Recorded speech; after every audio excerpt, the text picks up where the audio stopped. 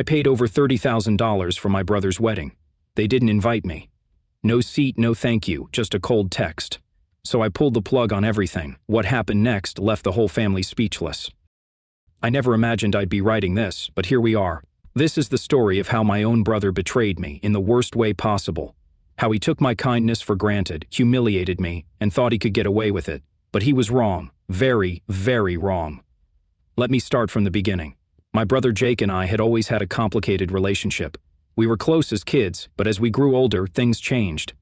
He became the golden child in our family, the one who could do no wrong. Our parents showered him with praise, excused his mistakes, and acted like he walked on water. Meanwhile, I was always the one who had to be responsible, who had to sacrifice, who had to understand whenever Jake did something selfish. But despite everything, I still loved him. I still wanted to be a good sibling. And that's why, when he announced he was getting married, I offered to help in a big way. Jake and his fiancée Emily had their dream wedding all planned out, but there was one problem. They couldn't afford it. The venue, the catering, the decorations, the dress, the flowers, it was all way out of their budget. I saw how stressed they were, and despite our rocky history, I wanted to do something nice. So I made them an offer. I told Jake I would cover the wedding expenses as my gift to them. Not a loan, not a split payment. I would pay for everything. It was a huge amount of money, but I figured, hey, it's my brother, it's a once-in-a-lifetime event. If I could make him happy, why not? Jake was over the moon. Emily cried tears of joy. My parents gushed about how generous I was. It felt good. It felt like, for once, I was truly appreciated. But then everything changed. The wedding planning went on, and I started noticing something odd. Whenever I asked about my role in the wedding, I was given vague answers. At first, I thought maybe they were just busy, but as time went on, I started getting a bad feeling in my gut. Then, about a month before the wedding, I received a text from Emily. Not even a call, just a cold, emotionless text. Hey, just wanted to let you know that we've decided to keep the wedding small and intimate. We hope you understand. Thanks again for everything. I read the message 3 times, thinking I must have misunderstood. I wasn't invited to a wedding I was paying for? I immediately called Jake. He didn't answer. So I texted him, asking what was going on. Hours passed before he finally responded. Look, we just don't think you fit the vibe of the wedding. It's nothing personal. Hope you're not mad. Not mad? I was fuming. My own brother had the audacity to take my money, plan his dream wedding, and then tell me I wasn't good enough to be there. I needed answers. I called our parents, expecting them to be outraged, but when my mom picked up, her response made my stomach drop. Oh, honey, just let it go. It's their special day. You don't want to make things awkward, do you? I couldn't believe it. They knew, and they didn't care. That's when I realized I was on my own. And that's when I decided, if they wanted a wedding without me, well, they weren't going to have a wedding at all. I sat there, staring at my phone, my mind racing. I had spent months watching Jake and Emily plan this wedding, offering advice when asked, covering deposits, and making sure everything was perfect for them. I had gone above and beyond to ensure they had the most magical day possible. And now, after all that, I wasn't even invited. Not only that, but the way they dismissed me, like I was some distant acquaintance instead of family, made my blood boil. I could have understood if there were budget restrictions or a venue capacity issue, but I was literally the one funding everything. There was no excuse. I needed time to process what had just happened. I put my phone down and sat in silence for a long time. At first I felt hurt, crushed, even, but as the minutes ticked by, that sadness hardened into something else, something sharper. They thought they could use me. They thought they could get away with it. They were wrong. In that moment, I knew I wasn't going to let this slide. But I wasn't about to throw a tantrum or beg them to reconsider. No, that's exactly what they expected me to do. Instead, I was going to be smart about this. I started by gathering all the information I had. Since I had paid for everything, I still had access to the contracts, the venue, the catering, the florist, the photographer. I had been the primary point of contact for most of these services, and since the payments had come from my account, that meant one very important thing. Everything was still in my name. A slow, calculated plan started forming in my mind. The wedding was still a few weeks away. That meant I had time to make sure that when the big day arrived, things wouldn't go exactly as Jake and Emily had planned. But first, I needed to do some digging. I started scrolling through social media, looking at their posts about the wedding. Sure enough, their small and intimate guest list wasn't so small after all. Dozens of people were commenting about how excited they were to attend. Friends, extended family members, even co-workers. So I didn't fit the vibe. But all these people did? That was all the confirmation I needed. I took a deep breath, pulled up my emails, and started making a few phone calls. First on the list, the venue. I picked up the phone and dialed the venue's number. A polite woman answered. "Hello, this is Willowcrest Events. How can I assist you?" I kept my tone calm and professional. "Hi, I'm calling regarding the upcoming wedding for Jake and Emily on the 17th. I'm actually the one who made the booking, and I need to discuss some changes." "Of course," she said. "What changes would you like to make?" I paused for a moment, letting the anticipation build in my own mind. "Actually, I'd like to cancel the booking entirely." There was a short silence before she responded. "Oh, I see. Just to confirm, you are the one who made the payment and signed the contract, correct?" "That's right," I said. "The contract is under my name, and since I won't be attending the wedding, I've decided to withdraw my support. I understand there's a cancellation fee, but that's fine." She hesitated. "Well, since you're the contract holder, you do have the right to cancel. However, the deposit is non-refundable." "That's completely fine," I assured her. "Just go ahead and process the cancellation. Also, please make sure that any communication regarding this comes directly to me. I don't want anyone else making changes on my behalf." She agreed, and after a few minutes of confirmation, the venue was officially canceled. Point one down. I hung up the phone, already feeling a wave of satisfaction wash over me. But I wasn't done yet. Next up, the catering. Jake and Emily had planned an extravagant menu, multiple courses, an open bar, and a beautiful cake. They had raved about it for months, but once again, I was the one who had paid for it. I called the catering company and repeated the same process. "Hello, I'm calling regarding an upcoming event I booked for Jake and Emily. Unfortunately, there's been a change of plans and I need to cancel the catering services." The woman on the other end asked, "Are you sure? We're just a couple of weeks out, so there will be a cancellation fee." "I understand," I cut in smoothly. "Go ahead and cancel everything." After a few minutes, it was done. The caterers were no longer preparing anything for the wedding. Point two down. I smirked, but I wasn't finished. The florist, the photographer, the decorations. I went down the list, one by one, canceling everything. Each call felt like reclaiming a piece of my dignity, like I was undoing every ounce of manipulation Jake and Emily had tried to pull on me. By the time I was finished, the entire wedding had been reduced to nothing but an empty venue, one that they no longer even had access to. Now all that was left was to sit back and wait. Jake and Emily had no idea what was coming. The days leading up to the wedding were eerily quiet. Jake and Emily hadn't reached out to me at all, which told me one thing. They were completely unaware that their entire wedding had just been erased. I had to admit there was a small part of me that wondered when they would figure it out. The venue, the catering, the decorations, surely someone had contacted them by now, right? But no, I wasn't going to warn them. I wasn't going to give them a single hint. Instead, I waited. Then, the night before the wedding, my phone rang. It was my mother. I debated letting it go to voicemail, but curiosity got the better of me. I answered with a casual, "Hey, Mom." The first thing I heard was chaos, shouting, panicked voices, my mother's sharp, breathless tone. "What did you do?" I leaned back in my chair, a satisfied smirk creeping onto my face. "I don't know what you mean. Don't play dumb," she snapped. "Jake just called me.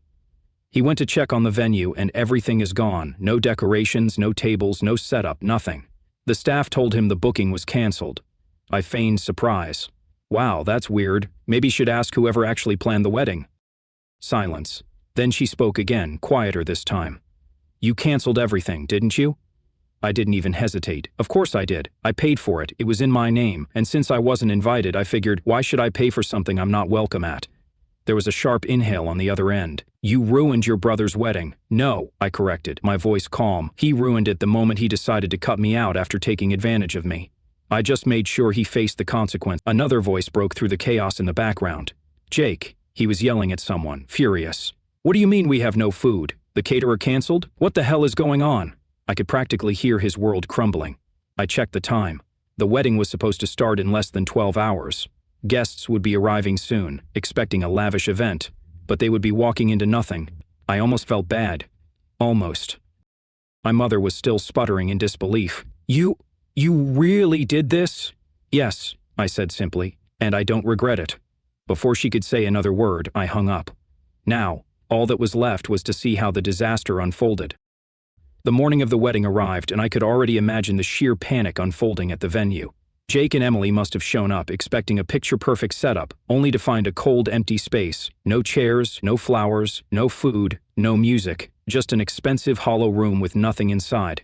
I poured myself a cup of coffee and scrolled through my phone, waiting. And then, like clockwork, the messages started pouring in. Jake texted, What did you do? You ruined everything. I hope you're happy, Emily texted. You are beyond selfish. You knew how important this day was for us. I took my time before responding, sipping my coffee as I typed back a single message. I wasn't invited, remember? Didn't seem like you wanted my involvement, so I just followed your lead. Silence for a while. Then my phone rang. Jake! I let it ring out. It rang again and again. Finally, after the fourth time, I picked up. Let me guess, I said dryly. Something wrong with the wedding? His voice was shaking with rage. Do you have any idea what you've done? People are arriving in a few hours. There's nothing here. No food, no chairs, no flowers. Maybe you should ask the person who actually planned the wedding. Oh wait, that was me. He let out a sharp breath. You did this on purpose. Of course I did, I said. You expected me to pay for everything, and then just accept being tossed aside like I was nothing. You used me, Jake, and you thought I'd just take it. I could hear Emily's voice in the background, panicked, speaking to someone else. Can we get another caterer? Anything? The second voice answered, Not at this notice. Everything's booked solid. I could practically hear the blood draining from her face. Jake's voice dropped to a desperate whisper. Please, we can fix this. If we just get the venue back, maybe we can… I cut him off. The venue was my contract, remember? And they're fully booked for months. So yeah, that's not happening. He let out a strained breath, and for the first time there was something in his voice that hadn't been there before. Panic. I let that silence linger, savoring the moment. Then, just as I was about to hang up, I gave him one final parting shot. Next time, don't take advantage of people who actually care about you, and then I hung up. But the story wasn't over yet, because what happened next was even better. I sat back, my fingers still lingering on the phone screen, a feeling of satisfaction spreading through me. For the first time in a long while, I felt like I had control of the situation. Jake and Emily's little world was about to collapse, and I was going to watch it all unfold from the sidelines, knowing I'd played my part, but the real chaos started to hit as the morning wore on. I started receiving messages from friends and family members who had been invited to the wedding. Aunt Kareny, at 8:45 a.m., what the hell is going on? I just got to the venue and it's like a ghost town. Uncle Ray at 8:20 a.m., hey, we got here early for the wedding. There's no one here. Did they cancel? What's going on? The more I read, the more the gravity of the situation hit me. It wasn't just Jake and Emily who were affected. This was spiraling out of their control, and people were starting to talk. I had to admit, part of me felt a little gleeful. But that feeling quickly shifted as I realized the scale of the disaster. All of their friends, their family, none of them had any idea that this was coming. I began to feel that these weren't just strangers, these were people I knew, people who had come from out of town, people who had taken time off work to celebrate the wedding. Sure, Jake and Emily had treated me like a doormat, but was this really fair to the rest of the guests? Then again, I couldn't help but remember how they had treated me, how Emily had laughed when I suggested I be part of the planning process, how Jake had made comments about me not fitting the vibe of the wedding. They deserved to feel this. I checked my phone again and the messages kept coming in. Aunt Karen texted, they're trying to fix it. They said the caterers are on their way now, but the venue is still empty. What's going on? Uncle Ray texted. Everyone is starting to leave. No one knows what's going on. I couldn't help it. I had to respond. I replied, I heard the wedding was going great. Such a shame. But hey, I'm sure it'll work out. Maybe they'll find some food or a chair somewhere. It was petty, I knew, but it was so satisfying to watch the mess ripple through the family. Now I was starting to realize something. This wasn't just about getting back at Jake and Emily. This was about something bigger, something that had been building for years. The more I thought about it, the more I realized how much of my life I'd spent putting up with their selfishness. The more I thought about everything I had done for them, only for them to completely disregard me at the first opportunity. And now they were reaping what they had sown. But the icing on the cake was still to come.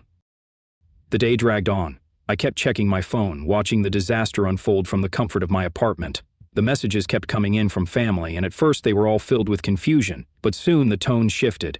On Question 26th, I'm hearing rumors that the wedding is officially canceled. No catering, no setup, everything just gone. Uncle Ray texted. I couldn't help but smile at how quickly things were unraveling. The idea of Jake and Emily having to explain this to everyone, how it was supposed to be the happiest day of their lives and now it was a full-blown catastrophe, was so satisfying. But as the day went on, something unexpected started happening. Jake and Emily's calls became more frequent, more frantic. At first I ignored them, but then I saw the desperate text from Emily. Please, just tell me you didn't cancel everything. I'll beg you, I'll do anything. Her tone was raw, pleading. She wasn't the smug, self-righteous Emily I knew anymore. Now she was just someone desperate for help. But why should I give it to her? Why should I be the one to fix the mess that was entirely of their making? Still, I didn't answer immediately. I just let her stew in her panic. Then, about an hour later, Jake texted me. "We're getting married at City Hall today. We need you to help with the venue and food. I'm sorry for everything I said. Please, you're the only one who can fix this now." The irony wasn't lost on me. They literally fired me from the wedding weeks ago, and now they were begging me to clean up their mess. I could feel the tension building in my chest. Was I really going to just let them scramble around, realizing the full weight of their mistake? Or was it time for me to finally take the upper hand? I couldn't resist. I replied, "It's a bit too late for that, don't you think? Maybe you should have treated me like family instead of some second-rate guest you could toss aside." Silence in response. And then, just as I was about to close my phone, the call came in. Jake. His voice was quieter this time, almost defeated. "Look, we're sorry. We're really sorry, but the venue won't let us rebook it, and there's no one else to turn to for the catering. Please, please help us." I could hear the panic in his voice, but there was something else too, something I hadn't anticipated. They were desperate, but so was I. As I listened to Jake's shaky voice, I felt a tug of something unfamiliar, a sense of power. Here he was, pleading with me for help, after everything they'd put me through, after all the dismissive comments, the exclusion, the way they treated me as though I were invincible. Part of me wanted to hang up, walk away, and leave them to face the consequences of their actions. They deserved it, didn't they? They had been selfish, manipulative, and ungrateful, and now they were finally feeling the sting of their own choices. But there was something else, something darker, that I couldn't ignore. I had always been the one to clean up the messes they made, always the one who gave without getting anything back. I had spent years being the quiet one, the one who didn't rock the boat, who kept my feelings to myself. But this time, I wasn't going to fix their mess, not unless I got something in return. "Jake," I said slowly, my voice measured, cold. "I'll help, but you're going to owe me big time, and I'm not talking about the money you promised me." There was a long pause. "What? What do you mean?" His voice was low, almost too afraid to ask. "I mean," Dalla said, letting the weight of my words settle, "you're going to have to make things right. No more treating me like a nobody, no more excluding me, no more pretending I'm not important to this family. You're going to owe me respect from now on, and you're going to make it clear to everyone that I'm not just the one you use when things go wrong." There was silence again. I could almost hear the wheels turning in Jake's head as if he were weighing the value of his pride against the very real situation he was in. Finally, he spoke. I can do that. I'll tell everyone. Just please help us. We need you." That was all I needed, the satisfaction of knowing they were cornered, that they had no choice but to admit they needed me. "I'll get things together," I said, a sense of finality in my voice. "But remember this moment. You don't get to treat people like trash and expect them to always pick up the pieces." I hung up, feeling a rush of satisfaction. The venue was ready to be set up again, but now there were terms, and the real payoff was going to come when I got to see the look on their faces when they realized what had truly happened. But as I prepared to head over, one final message came through. Emily texted, "Please, we'll be forever grateful. Please make this right." I paused before responding, taking a moment to savor the power I now had over them.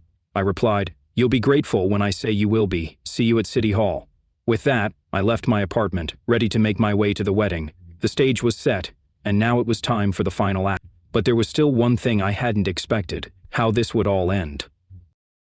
When I arrived at City Hall, the atmosphere was far from what you'd expect for a wedding. There was a sense of awkwardness hanging in the air, as if everyone knew something wasn't right but couldn't quite put their finger on it. The small crowd gathered in the lobby looked uncomfortable, standing in clusters, whispering among themselves. Jake and Emily were standing by the front desk, looking more like two people who had just been through a war than a couple about to get married. They saw me as soon as I entered, their faces lighting up in a mixture of relief and nervousness. "Thank you for coming," Emily said, her voice shaky. "We really appreciate it." She looked at me, almost pleading, like I was some sort of savior. Jake, ever the prideful one, didn't say much. He just nodded, his eyes avoiding mine, as if he couldn't quite bring himself to admit how badly they had messed up. I walked toward them slowly, taking in the tension that filled the room. There were no flowers, no grand decorations, just a sterile room with a few chairs and a judge standing at the front. It felt more like a courtroom than a wedding venue. I approached the small group of guests who had been invited. They all gave me tentative smiles, but no one was exactly thrilled to be there. Everyone had expected a wedding fit for a celebration, but instead, they were left in an uncomfortable limbo, unsure of what was going on or why everything had been canceled. As I took my seat, I couldn't help but feel a little glee in the pit of my stomach. This was it. Jake and Emily had built their whole day around their carefully crafted image of the perfect wedding, and now it was crumbling in front of them. The ceremony began. The judge went through the usual formalities, but no one was truly paying attention. Emily kept glancing at me, hoping for some sign that everything was going to turn out okay. Jake, on the other hand, seemed to be stewing in his own frustration, no doubt cursing the day he had ever pushed me away. But then, just as the vows were being exchanged, something unexpected happened. The door to the room opened and a familiar face stepped in, the catering manager from the venue where the original wedding was supposed to take place. Everyone turned to look, and for a brief moment there was complete silence. Jake's face drained of color. Emily's mouth went dry. "What are you doing here?" Jake asked, his voice cold. The catering manager walked to the front and handed Emily a large envelope. "I think you'll want to see this," he said, his tone flat. Emily tore open the envelope, her hands trembling as she pulled out the contents. Her face shifted from confusion to shock and then to rage. It was a cancellation notice, a legal document from the venue showing that their booking was, in fact, voided. The contract had been terminated due to unpaid fees and a substantial fine had been added for the breach. The catering manager spoke up again. "You're lucky I came here to let you know. You should have paid attention to your obligations." It was at that moment, standing in front of a room full of people who had seen it all unravel, that Emily finally broke. I thought we were going to get married today," she whispered, the realization sinking in. Jake's face turned crimson. He stepped toward the catering manager, his anger flaring. "This is your fault. You were supposed to keep everything together." But the manager didn't flinch. "You should have been more responsible. But hey, I guess that's what happens when you treat people like they're disposable." I watched the scene unfold, feeling every ounce of satisfaction creep in. Jake and Emily had been so sure of themselves, so sure that they could manipulate everything around them without consequence. And now, here they were, with the walls closing in, their perfect day crumbling to dust. But the most satisfying part? They had no one to blame but themselves. As the catering manager walked out, I caught Emily's eyes. There was a moment of quiet between us. She looked defeated, her smile gone, her confidence shattered. For a second, I almost felt sorry for her. But then I remembered everything that had led up to this moment, and no, they didn't deserve my sympathy. They didn't deserve anything. The judge, sensing the tension, awkwardly cleared his throat and finished the ceremony as quickly as he could. No one clapped when they were declared married. In fact, the guests filed out as soon as the words were spoken, leaving Jake and Emily to face the consequences of their actions. I walked out of the room slowly, my heart pounding. The day had been a roller coaster of emotions, but in the end, I knew I had made the right choice. I had finally taken control of my own life and had made them pay for their disrespect. As I stepped outside, I couldn't help but smile to myself. It had been the perfect revenge. And as for Jake and Emily, they would never forget the lesson they learned that day.